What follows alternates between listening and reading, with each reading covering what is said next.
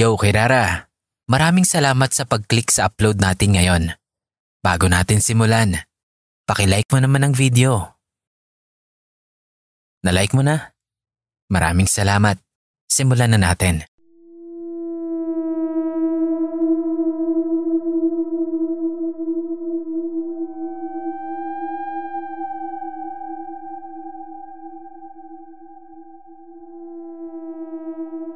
Hello, Boss Kira. Sheila po ulit. Ang ibabahagi ko ngayon ay nangyari sa bahay ng aking biyanan sa Bulacan na dati na naming tinirhan ng mahigit 2 taon din. Noong nakatira kami doon ay payapa talaga. Probinsya feels, kaya nakaka-relax. Ngayon po ay sa Caloocan na nakatira ang aking pamilya dahil bumukod na kami. Minsan, pinakiusapan kami ng aking biyanan at hipag na bisitahin every week ang bahay nila dahil pupunta sila sa ibang bansa. Pumayag naman kami dahil pareho kaming work from home ng aking asawa at summer vacation na rin naman ng aking mga anak. Sa isip namin, isang masayang bakasyon ito. Panandali ang balik probinsya at isang pagkakataon upang muling masariwa ang mga tahimik na araw.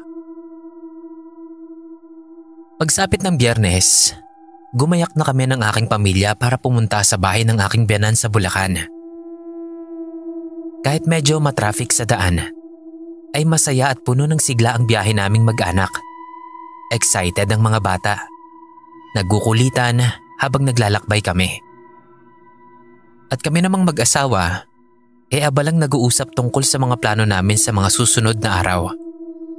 Para kaming pupunta sa isang resort, pero sa halip na sa hotel, ay sa bahay ng biyanan ko kami titigil. Dumating kami doon pagsapit ng dapit hapon. Eksaktong papalubog na ang araw. Pagdating pa lang namin, agad ko nang inayos ang mga gamit habang nagsisimula ng magluto ng hapunan para sa pamilya. Napansin ko ang sobrang katahimikan. Wala kang maririnig na kahit isang kulisap. Wala ring mga batang naglalaro at tila ba ang buong kalsada ay natutulog.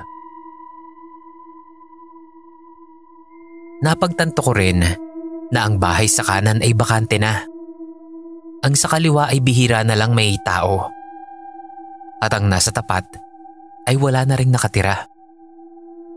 Ang bahay na yon ay dating tinitirhan nila Tita Lola. Pumanaw na siya, higit 1 buwan na rin. At matapos siyang malibing, ay tuluyan ng lumipat ang pamilya ng kanyang kasambahay. Ngunit iniwan nila ang alagang asong si Brownie, isang aspin na doon na lumaki at sanay na sa paligid. Hindi siya inabandona, kundi iniwan lang doon upang magbantay ng bahay. At araw-araw na pinapasyalan upang pakainin. Matapos ang hapunan, nagdesisyon akong lumabas ng bahay upang dalhan si Brownie ng natirang buto ng manok. Bitbit ko ang isang mangkok habang tinatawid ang kalsada patungo sa bahay sa tapat. Madilim na ang paligid ng mga oras na yon. At ang tanging liwanag na lang na makikita ay ang liwanag na nanggagaling sa isang spotlight sa garahe. Malamlam iyon at hindi sapat upang paliwanagin ang paligid. Pagtapat ko sa gate, tinawag ko si Brownie. Paulit-ulit kong tinawag ang kanyang pangalan. Nilakasan ko pa ang boses ko, pero hindi lumalapit ang aso. Maya-maya pa ay may narinig akong ingay. Parang may kung anong bagay ang malakas na humampas sa grills ng bintana ng kusina ng bahay ni Tita Lola. Sunod-sunod yun. Palakas ng palakas. Kinabahan at nangilabot ako sa puntong ito. Pilit kong inaaninag ang bahagi ng kusina kung saan ko nadidinig yung ingay na yon. Pero wala akong nakikita kahit anino. Walang katao-tao sa loob. Kaya walang dapat na gumawa ng ingay na yon. Pinipilit kong silipin yung bintana. Umaasa na baka hangin lang yon o kaya ay baka si Brownie. Ngunit sa paglingon ko, nakita ko si Brownie. Mahimbing na natutulog sa halamanan. Sa sobrang takot ko nung mga oras na yon, hindi na ako nagdalawang isip. Ihinagis ko na lang ang pagkaing dala ko sa loob ng gate nila at dali-dali na akong tumakbo pabalik ng bahay. Grabe ang kabog ng puso ko nun. Parang sasabog ang dibdib ko. Alam ko sa sarili ko na may iba sa bahay na yon. At alam kong hindi ito ordinaryo.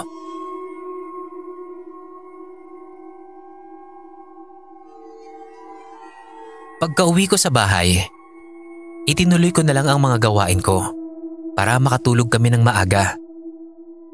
Kinaumagahan nga nun, habang nagkakape kami ng asawa ko, ikinuwento ko sa kanya yung nangyari nung gabi. Matapos kong ikwento yun sa kanya, siya mismo ay meron ding ikinuwentong kakaibang karanasan. Maaga kasi siyang nagigising at madalas siya ang nauuna. Pagka ganon, nagwawalis-walis siya sa likod bahay. Napakadaming dahon ng manggang nagsilaglagan. Bago pa man siya magsimula, sinet up na muna ng asawa ko yung Bluetooth speaker para makapagpatugtog. Malakas magpatugtog ng music ang asawa ko, Boss Kira. Yun bang parang may mini party habang nagwawalis? Wala pa raw 5 minuto, bigla na lang humina yung tugtog niya. Kaya binalikan niya yung cellphone at speaker para ayusin. Inakala niya kasing may problema sa koneksyon, kaya humina ang tugtog. Inayos niya yung volume at saka nilakasan ulit yung patugtog. Tapos ay bumalik na siya sa likod bahay para ipagpatuloy ang pagwawalis. Ilang minuto ulit ang lumipas, ay lumipat ang tugtog. Tapos bigla ring lumakas yung volume. Napatakbo siya sa loob ng bahay. At doon sa harap ng cellphone, nakita niyang nagpalit ng playlist. Wala sa listahan niya. Naka-YouTube lang ang playlist na pinapatugtog niya. Sabi biglang nagpalit. Ang nagpi-play na nun ay si Noli De Castro. Magandang Gabi Bayan. Para bang may ibang pumili ng bagong playlist. Takang-taka siya nun kasi wala namang ibang taong maglilipat ng playlist niya. Dahil nung mga oras na yon, ay tulog pa ako at yung 2 naming anak. Naglolokohan kaming mag-asawa na baka may tenant yung bahay na hindi namin nakikita at ayaw sa maingay.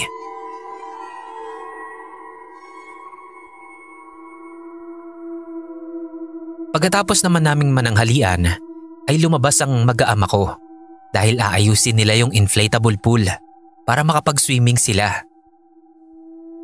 Ako naman, naiwan sa kusina. Niligpit at hinugasan ko yung mga pinagkainan namin. Naiwan ng mga bata na bukas yung TV, kaya hinayaan ko na lang para marinig ko rin yung palabas habang naguhugas ako. Showtime kasi yung palabas nun. At kagaya ng asawa ko, palagi ring todo lakas yung volume ng TV. Tinawag ko sila sa labas para sana hinaan yung TV. Pero hindi na nila ako narinig. So hinayaan ko na lang dahil nalilibang din akong marinig ang mga kulitan ng mga host ng Showtime habang ako nasa kusina. Sabay sa pagkukulitan sa TV ang pagtawa ko. Maya-maya pa, bigla na lang namatay yung TV. Medyo nainis ako kasi naudlot yung pakikinig ko. Kaya pumunta ako sa sala para buksan ulit yung TV. Paglipas ng ilang minuto, namatay na naman yung TV. Smart TV po kasi yon, kaya konektado sa internet. Hindi ito basta-bastang nawawala ng signal. At saka hindi naman nawala yung koneksyon ng internet namin kasi tuloy-tuloy pa rin yung pagpapatugtog ng music ng asawa ko sa labas. Pakiramdam ko, may ibang nasa loob ng bahay, bukod sa akin. At hindi siya natutuwa sa ingay at kasiyahan namin. Doon ko na hindi napigilan ng sarili ko. Sa gitna ng takot, sumigaw ako. Sabi ko, kung sino man siya, wala siyang karapatang manggulo sa amin. Bahay namin yon. At kung sino o kung ano man siya, hindi siya dapat nandoon. Narinig ako ng asawa ko mula sa labas at tinanong kung sino daw yung kaaway ko. Pero hindi ko masabi sa kanya ang totoo. Ayoko kasing marinig ng mga bata dahil baka matakot din sila. Lumipas ang araw na yon at wala naman na ulit nangyaring kakaiba. Pagsapit ng linggo, umuwi na rin kami sa Caloocan. Mga 3 linggo rin kaming nagpabalik-balik doon sa bahay na yon at payapa na ang mga sumunod na pagbisita namin. Pagdating ng biyanan at hipag ko mula sa ibang bansa, muli kaming nagpunta doon. Nagkataon na kailangan ding puntahan ng biyanan ko ang dating kasambahay ni Tita Lola, kaya't sinamahan ko siya. At ayun na, nagkamustahan at biglang napag-usapan si Tita Lola. Sabi ni ate, yung kasambahay, naawa raw siya kay Tita Lola kasi sila lang ng pamilya niya ang kasama niya noong nalagutan ito ng hininga. Naisugod pa nila ito sa ospital pero hindi na rin nakayanan. Tapos bigla na lang sinabi ni ate na pakiramdam daw niya ay nandoon pa rin si Tita Lola sa bahay niya. Minsan daw kasi na pumunta sila doon para maglinis, ay nadidinig pa din daw nila yung paghampas sa kwarto ni Tita Lola. Ganoon daw ito kapag tinatawag siya nito. Nagulat ako nung marinig ko yun. Naalala ko yung time na dinalhan ko ng pagkain si Brownie kasi yung paghampas na ingay din yung narinig ko nun. Naikwento ko yun sa kanila at pareho silang nagulat. Sabi na lang nila, malamang daw ay si Tita Lola yon.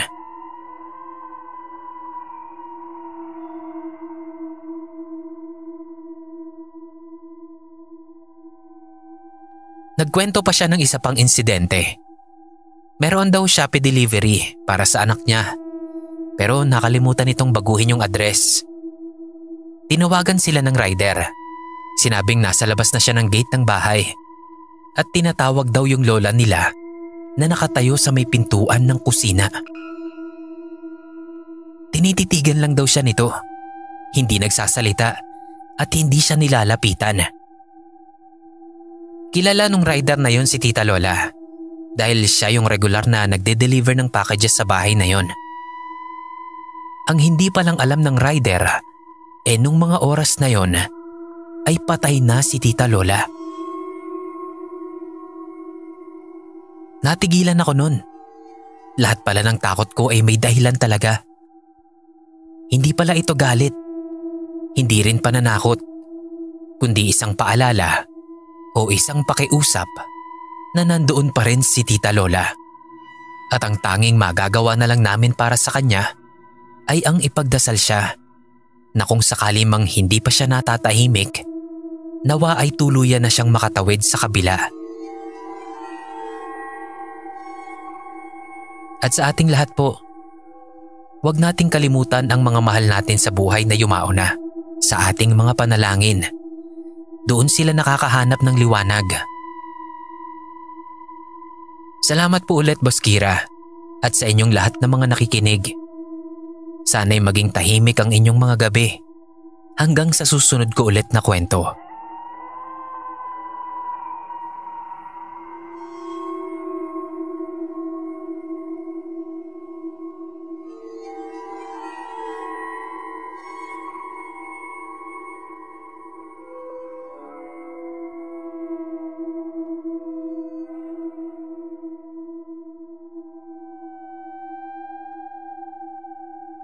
Hello Sir Kira at sa mga taga-subaybay. 2 years mo na akong tagapakinig pero ngayon ko lang naisipang mag-share ng experience. Tamad kasi talaga akong mag-compose ng story. Nandito ako ngayon sa New Zealand at ang pakikinig sa mga stories mo ang pampalipas oras ko. Nagsimula akong makinig sa podcast. Then lumipat sa YouTube. Inatake kasi ako ng insomnia. Kaya naisipan kong i-share na lang yung naranasan ko nung bata pa ako. Year 1996. Grade 6 ako nito. At katabi pa ako ng nanay kong matulog. 8 PM pa lang ay nasa higaan na kami ng nanay ko. Bihirang-bihira akong manood ng TV sa gabi na hindi ko kasamang manood si nanay. Bunso kasi ako, kaya gusto ko kapag manunood ako ng TV, kasama ko din siya. So eto na nga, Biyernes yon at natutulog na kami ng nanay. At yung kuya ko na madalas tumambay sa kalsada, bigla daw parang may nag-udyok sa kanya na wag na munang tumambay sa labas. Kaya naisipan niyang manood na lang ng TV. Bubble gang daw yung palabas nun. 9 PM pa noon nagsisimula ang bubble gang. Medyo maaga pa. Habang nanonood siya ng TV, may narinig siyang yabag mula sa labas ng bahay. Narinig niya na yung yabag ay papunta sa likod bahay namin. Nagtayuan daw ang mga balahibo niya sa katawan. Pero hindi niya masyadong pinansin. Inisip niya na baka daw guni-guni niya lang yon. Kasi kung may tao, siguradong magtatahulan yung mga aso namin. So tuloy pa rin siya sa panunood ng TV. Maya-maya, may narinig na siyang yabag na galing naman sa banyo namin. Papunta yun sa kusina. Sa kusina naman, makikita ang kwarto namin ni nanay at ang kwarto ng hipag ko. Yung banyo po namin ay nasa parteng likod bahay namin at laging nakabukas ang bintana nun. Inisip ng kuya ko na baka nagbanyo lang si nanay. Pero maya-maya, may narinig na siyang malakas na sigaw na nanggagaling sa isa sa mga kwarto. Nagmamadali siyang tumakbo at kinatok ang pintuan ng hipag ko. At doon niya nalaman na hindi pala doon nanggagaling yung sigaw. Nagmamadali siyang pumasok sa kwarto namin ni nanay at doon niya napag-alaman na si nanay pala yung sumisigaw. Ako naman daw, tulog na tulog nun. Pero ang pakiramdam ko nung mga oras na yon, yung parang tulog ka pero gising yung diwa mo. Ganun yung pakiramdam ko nung mga oras na yon. Narinig ko yung mga pusa sa may paanan namin na parang may kaaway at galit na galit sila. Maya-maya, nagtatakbo yung mga pusa palabas ng bintana ng kwarto. At may naramdaman na lang ako na malamig na hangin na dumaan sa akin palabas ng bintana ng kwarto. At narinig ko yung mabilis na pagpagaspas ng hangin. Doon ako biglang nagising at naramdaman ko na ginigising ng kuya ko ang nanay ko habang nagsisisigaw. Paggising ni nanay, ay bigla siyang napayakap sa kuya ko at takot na takot siya habang umiiyak. Nagising na din yung hipag ko nun. Pumasok din siya sa kwarto namin ni nanay. Nagtanong ito kung anong nangyari. Dito na pautal-utal na nagkwento si nanay na halos hindi makapagsalita sa sobrang takot.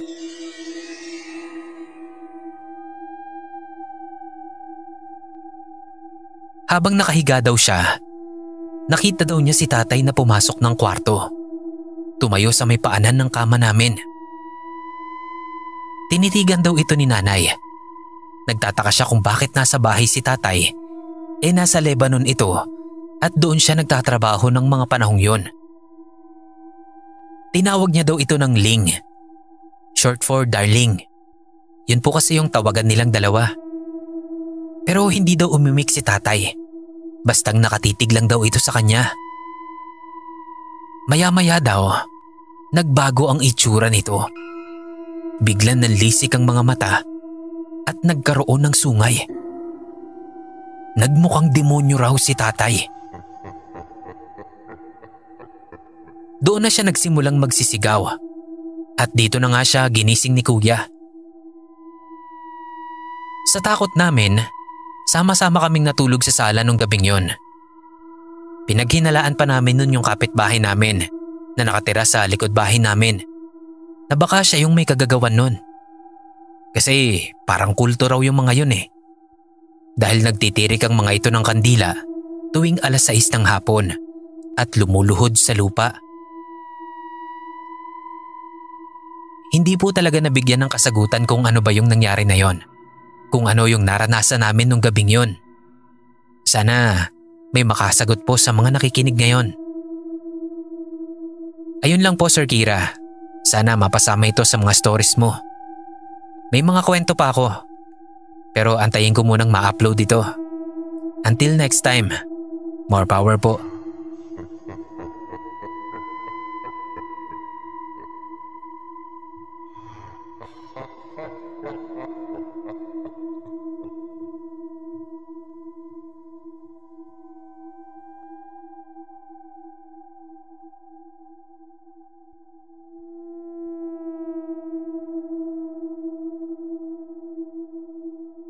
Hello, kumusta po sa inyo?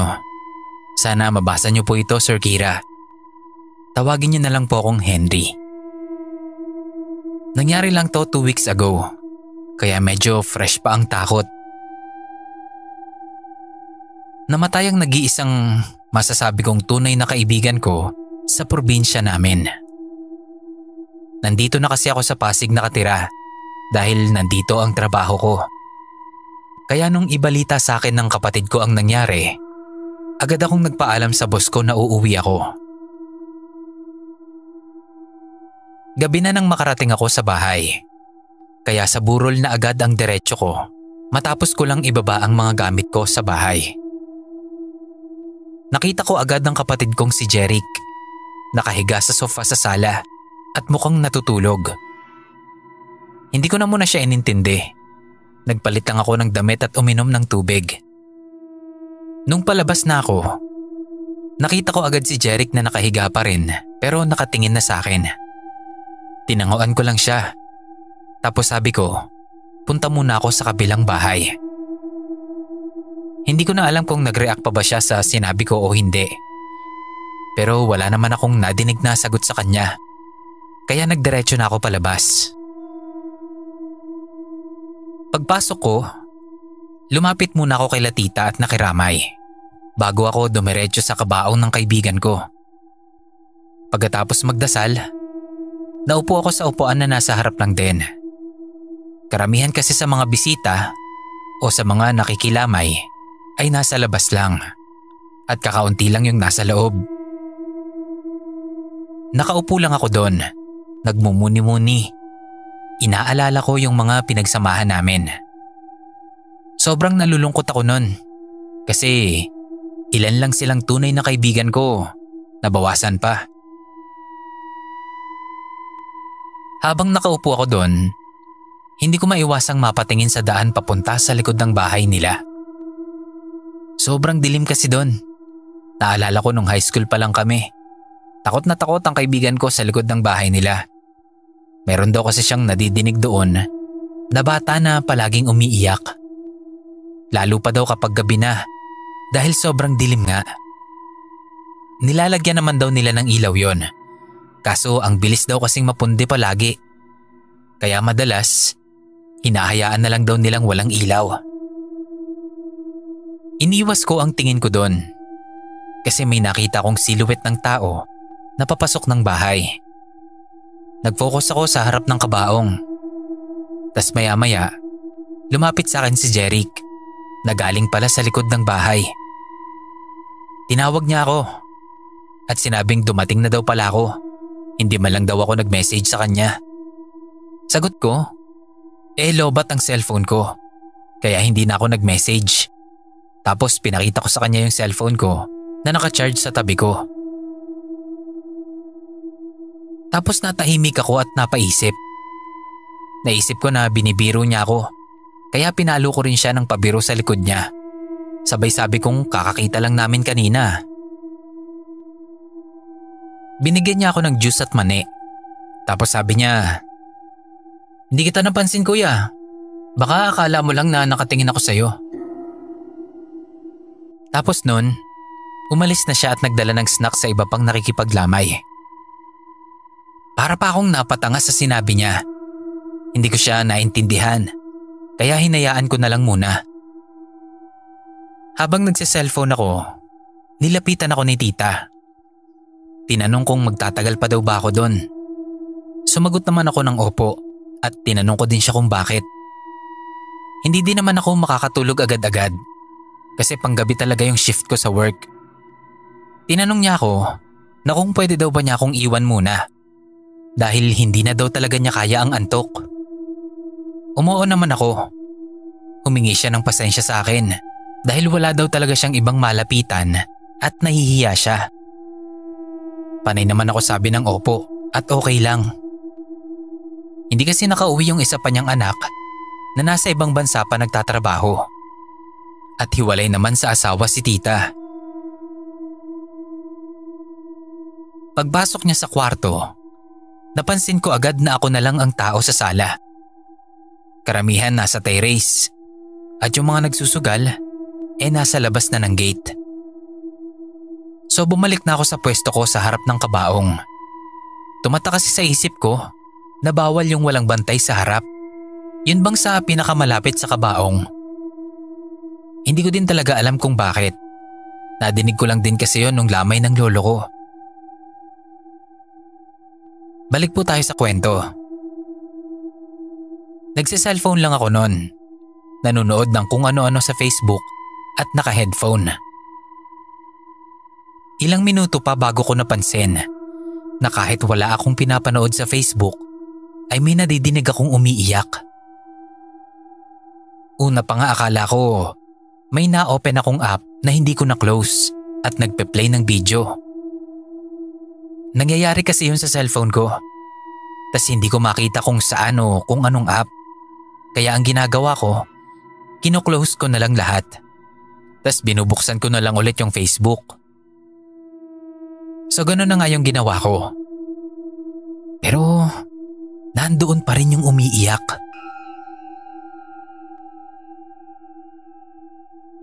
Tinanggal ko yung isang side ng headphone ko at doon ko nakumpirma na wala sa cellphone ko yung nadidinig ko, kundi nasa tabi ko lang. Pero wala akong katabi doon, Sir Kira. Ilang saglit din akong napatigil. Hindi ko alam kung susubok ba akong lumingon sa likod ko kahit na nasa kanan ko lang nanggagaling yung iyak na nadidinig ko nung mga sandaling yon.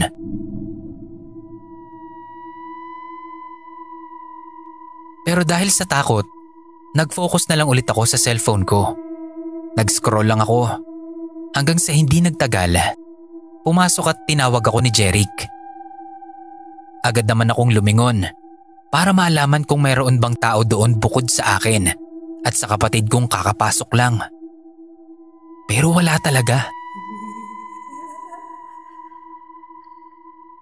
Umupo sa tabi ko si Jeric. Tinatanong ako kung wala daw ba akong balak na umuwi sa bahay para makatulog at makapagpahinga. Ang tagal din daw ng biyahe ko. Sabi ko lang, nakatulog naman ako sa biyahe, kaya hindi ako inaantok. At wala din kasi akong magbabantay dahil natulog si tita. Sabi niya, pwede naman daw siya ang magbantay. Pero sabi ko na lang, tignan ko kapag inantok ako. Tapos sinabi ko din na wag na niya akong iwan doon. Inasar pa niya ako kung natatakot daw ba ako. Pero tinawanan ko na lang siya at nanahimik na kaming pareho. Sabi ko na lang din sa loob-loob ko, kung alam lang niya. Bago mag 7 AM kinabukasan nung magising si tita, panay sorry siya sa amin ni Jeric. Hindi niya daw akalain na makakatulog siya ng tuloy-tuloy. Panay naman kami okay lang. Tapos nagpaalam na din kami agad dahil antok na kaming pareho. Nauna akong mahiga sa higaan namin. Si Jeric na maliligo sana pinigilan ko dahil masama ka akong maligo ng walang tulog. Kaya nagpunas-punas na lang siya para kahit paano raw matanggal yung panlalagkit niya.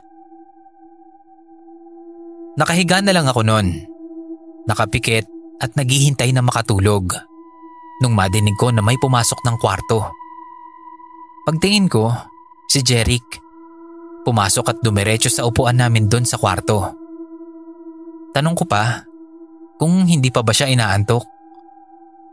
Pero hindi niya ako sinagot kaya hinayaan ko na. Wala pa yatang 1 minuto ang nakalipas. May nagbukas ulit ng pinto. Akala ko lumabas si Jeric.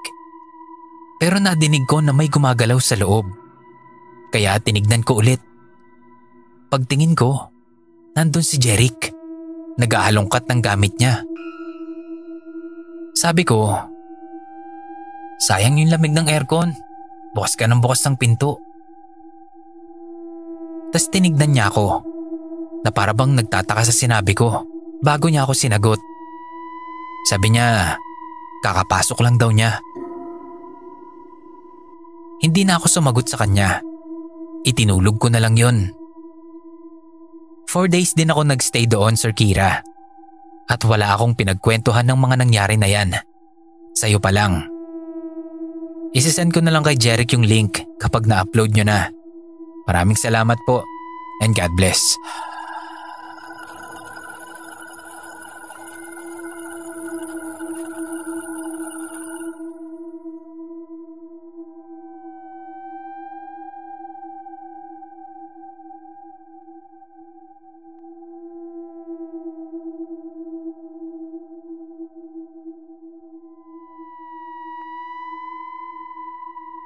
Hello Sir Kira, tawagin mo na lang akong Jeline.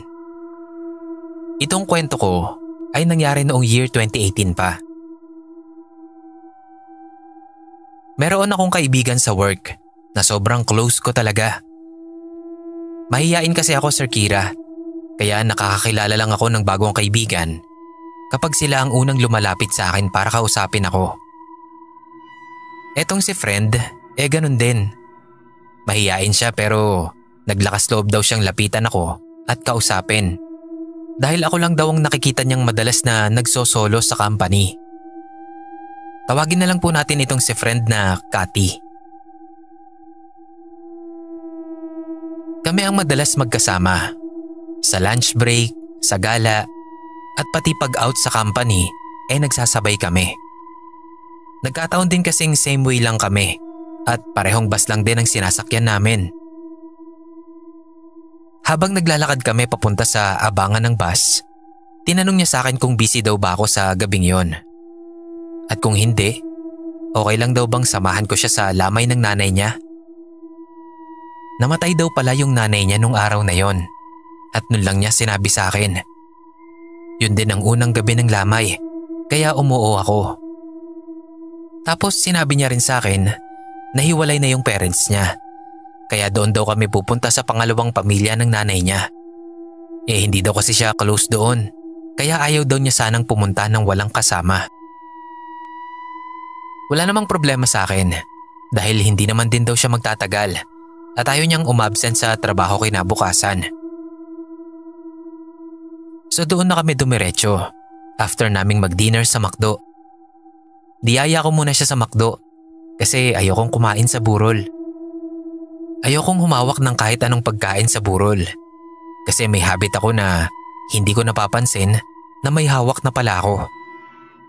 Naiisip ko na baka mamaya ay may maiuwi pa akong pagkain galing doon. Malas daw yun, di ba? Yan yung mindset ko palagi kapag may pupuntahan akong burol.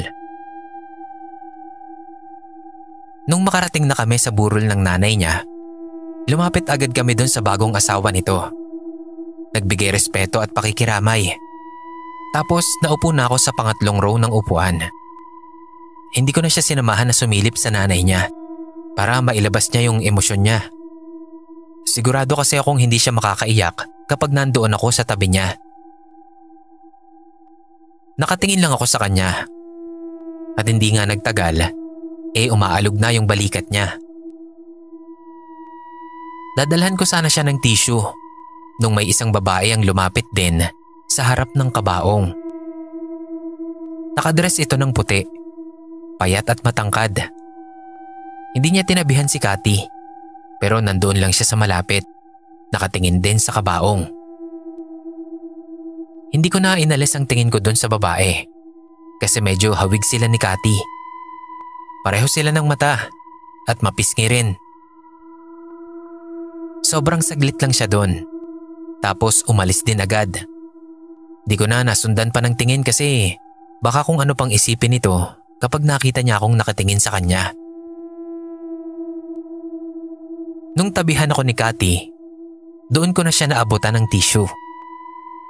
Habang nagpupunas siya, tinanong ko kung kaano-ano niya yung babaeng nasa tabi niya kanina doon sa harapan ng kabaong. Sabi niya, hindi daw niya napansin. Kasi ako, kamukha niya. Tapos tinanong ko kung may ate ba siya. Mukha kasing mas matanda sa kanya yung babae. Tas sabi niya, wala siyang kapatid na babae. Sabi ko, baka kapatid ng mama mo. Tapos sagot naman niya, wala raw kapatid yung mama niya. Natigilan ako at hindi na ako umimik pa sa sinabi niya. Nagstay lang kami doon ng halos 1 oras pa. Tapos nag-aya na siyang umuwi. Nagpaalam na kami doon sa asawa ng nanay niya. Hinanap ko agad yung banner ng mama niya sa labas. Kasi yun na lang talaga yung naiisip ko na nakita ko kanina. At ayun na nga, yung nanay niya mismo na namatay ang tumabi sa kanya at sumilip sa kabaong.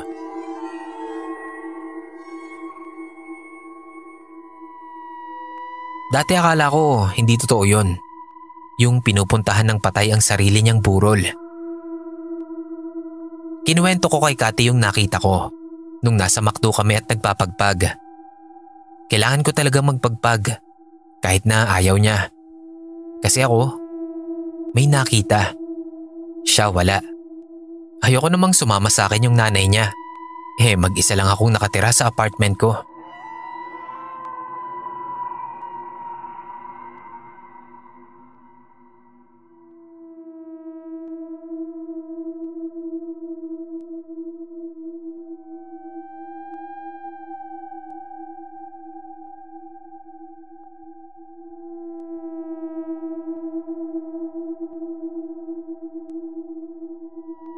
Gandang hapon, Boss Kira, at sa mga kapwa Kirara.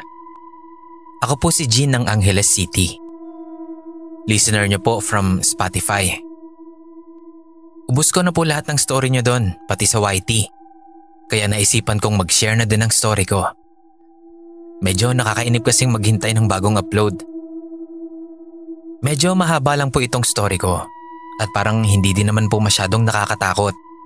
Pero share ko na rin po.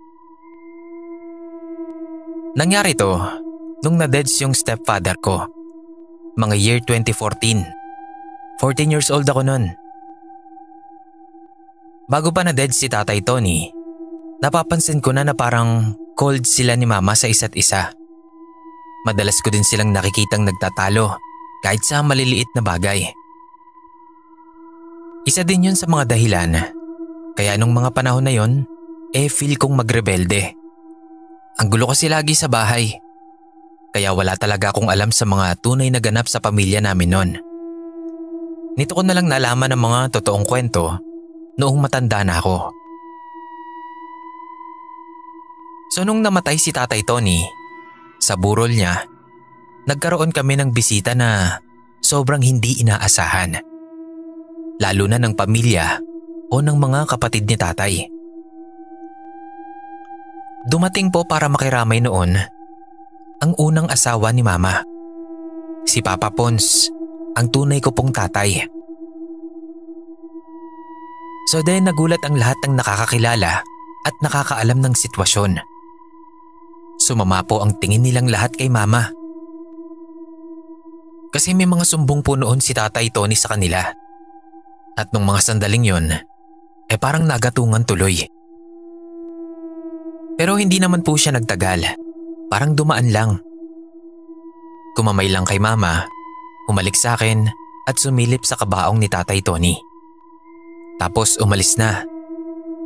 Hinatid ko si Papa noon sa may labasan. Kaya hindi ko na alam ang mga sumunod na nangyari sa loob ng bahay. Pero pag uwi ko noon, nakita kong may sugat si mama sa binti na ginagamot nila.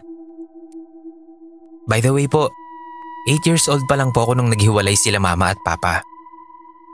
Hindi ko sigurado ang dahilan nun. Pero kung aanalisahin ko yung mga nalaman ko, tingin ko si Tatay Tony ang rason. In short, nanlalaki po si mama. Nung mailibing na si Tatay Tony, after 1 year ata, o wala pa, umalis kami ni mama sa poder nila Tatay Tony. At yung 2 step kapatid ko, iniwan ni mama sa mga nanay ni Tatay Tony. Lumuwas kami ng Maynila at nangupahan. Di nagtagal, siguro mga weeks lang. Nagumpisa nang dumalaw-dalaw si Papa sa amin ni Mama. Hanggang sa namalayan ko na lang, nagsasama na ulit sila. Pero masaya po ako noon syempre. By the way po ulit, only child po ako ng parents ko. Kahit na nung nagkabalikan na sila, hindi na nila ako nabigyan ng kapatid. May edad na rin kasi sila noon. So, anong nakakatakot sa kwento ko? Eto na nga po. Ang totoong rason kung bakit kami umalis ni Mama dahil hindi po kami pinatatahimik ni Tatay Tony. Palagi po siyang nagpaparamdam at nagpapakita sa amin, lalo na kay Mama. Mapapanaginip man o sa realidad. Nung araw po na dumalaw si Papa sa burol ni Tatay Tony, nagparamdam daw po ito kay Mama. Pagkaalis daw po ni Papa, pumasok si Mama sa kusina para magbanyo. Tabi lang po kasi ng lababo yung banyo. After mag-CR, kumuha ng tubig si Mama sa ref. Tapos nung kukuha na sana siya ng baso para uminom, bigla daw may humagis na baso sa sahig. Ang lakas daw. Nakala mo may nagbato talaga nito sa sahig. Nabasag yung baso. Nagkalat yung bubog at nasugatan si Mama sa binti. Yun pala yung nakita ko nun. Eto pa po. Matapos mailibing si Tatay, sinubukan naming mamuhay ng maayos ni Mama kasama yung pamilya at ibang mga kamag-anakan ni Tatay. Doon pa din kami sa bahay kasi si Mama po ang gumastos at nagpatayo ng bahay na yon. Pero yung lupa po kay Tatay Tony. Parang bahagi niya yon sa lupain nila doon. Bago po kasi kami mapunta doon sa kanila, ay sa magulang niya po nakatira si Tatay Tony kasama yung 2 niyang anak. Wala po siyang sariling bahay. So yun nga po. Isang tanghali, nagpapakulo daw si Mama ng baboy para sa pananghalian namin. Kasama niya pa nun sa bahay yung stepsister ko na panganay ni Tatay Tony. Panghapon kasi ang pasok niya nun. Galing si Mama sa labas. Nanguha ng talbos ng kamote. Nagmamadali siyang pumasok kasi naiihi na siya. Kaso pagdating niya, may tao daw sa CR. Naliligo at sumisipol-sipol pa. Kaya nagdiretso na lang muna siya sa lababo para hugasan yung talbos. So habang naguhugas siya, doon niya napakinggang mabuti yung tono ng sipol. Pamilyar yun sa kanya. Natigilan si Mama. Napatingin sa direksyon ng CR. Tinawag niya ang pangalan ng stepsister ko kasi akala niya ito yung naliligo sa banyo. Sila lang kasing 2 ang magkasama nun sa bahay. Nung hindi sumagot, nilapitan pa niya at kinatok. Pero parang hindi daw siya nito nadidinig. Tuloy lang ito sa pagsipol. Pero nagulat si Mama nung biglang lumabas ng kwarto si Ate Chris. Nagkatinginan sila. Tinanong ni Mama si Ate, "Kanina ka pa dyan?" Tumango lang siya. Sinong nasa banyo? Tanong pa ni Mama. Hindi nakasagot si Ate. Para siyang natakot agad. Dahan-dahan daw binuksan ni Mama yung pinto ng CR. At nangilabot siya dahil walang tao sa loob. Napaantanda na lang daw si Mama nun kasi yung sipol na nadinig niya ay ganun na ganun daw yung ginagawa ni Tatay Tony tuwing siya ay nagbabanyo.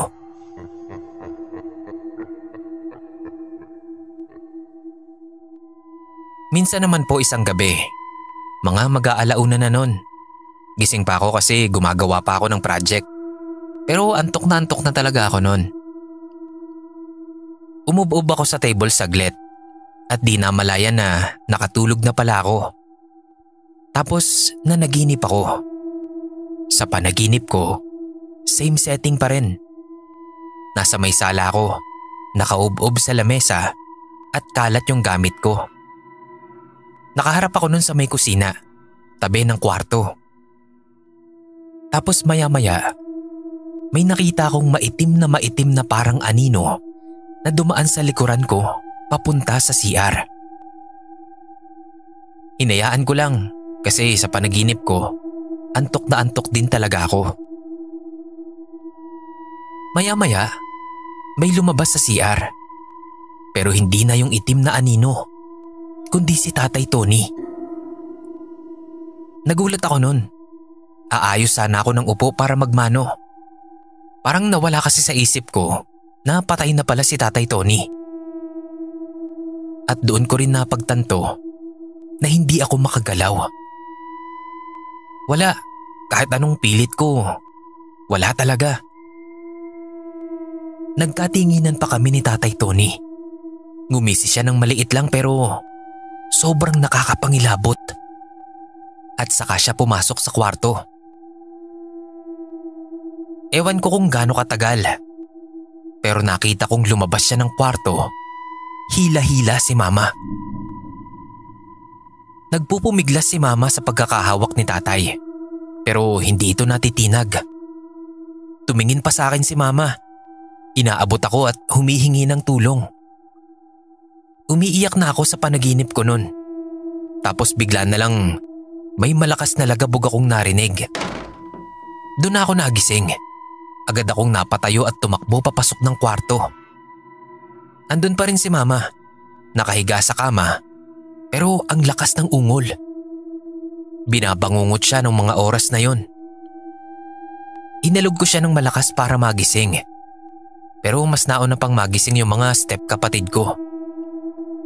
Mga ilang minuto pa, nagising na rin si Mama. Pawis na pawis siya at hingal na hingal. Tapos inilibot niya yung tingin niya na parang may kinatatakutan. Tinanong ko kung okay lang ba siya. Tas sabi niya, ayun nga daw, binabangungot siya.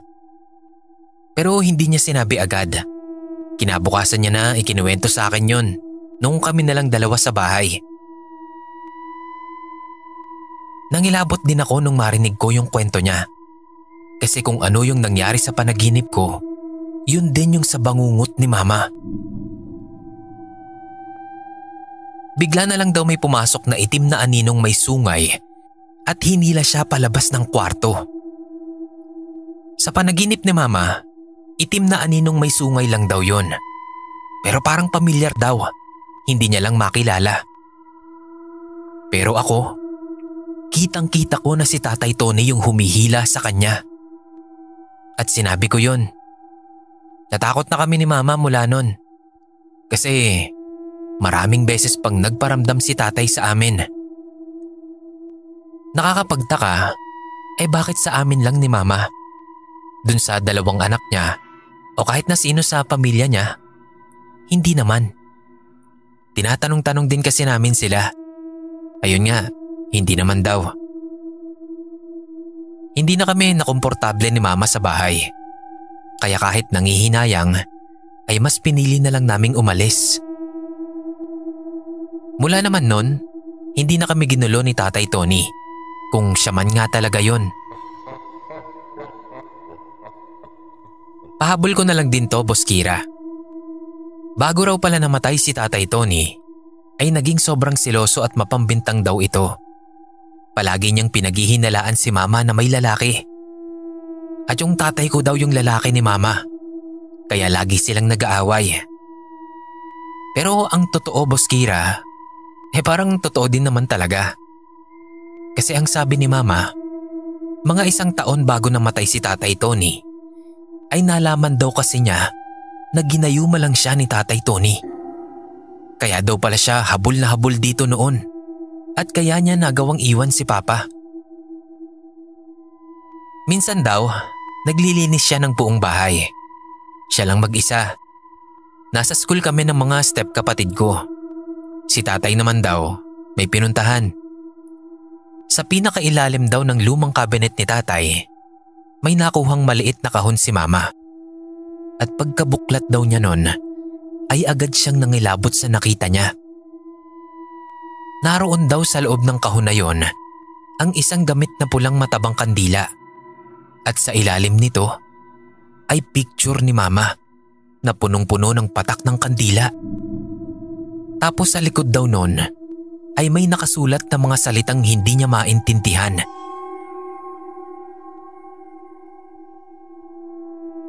Para daw siyang binuhusan ng isang timbang tubig na punong-puno ng yelo.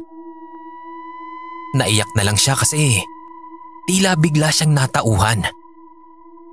Agad niya raw kinontak si Papa. Sinabi niya lahat ng nalaman niya. Nagsorry din siya dito. At ayun na, doon na sila nagsimulang magplano ng kanilang pagbabalikan.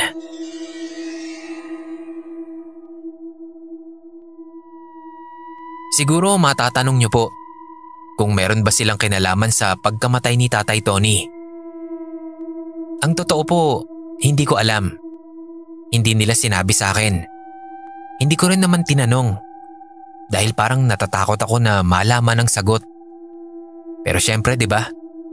Hindi mo maiiwasang isipin. Pero ang totoong tanong talaga, kung sakali man, deserve ba? Tingin ko deserve.